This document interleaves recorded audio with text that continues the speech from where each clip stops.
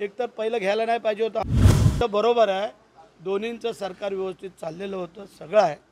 परंतु काही राजकीय घडामोडीची गणितं करावी लागतात. ती गणितं करून त्यांना आपल्यासोबत घेतलेलं आहे. आता घेतलं आहे तर त्यांनाही आपल्याबरोबर त्याच हिशोबाने वागवणं चालवणं क्रमप्राप्त आहे असं मला वाटतंय. एक तर पहिलं घ्यायला नाही पाहिजे होतं, हा तुमचा मुद्दा बरोबर आहे. पण आता जर घेतलं आहे तर मग आता आपल्याला बरोबर घेऊन चालणं पण गरजेचं आहे.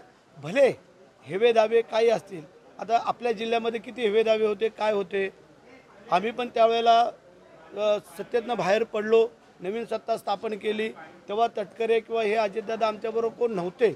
आम्ही पण आता आल्यानंतर आम्ही आता हातात हात घालून चालतोय ना, तसं त्यांनी पण तिथं अजितदादांच्या सोबत चालावं असं मला वाटतं.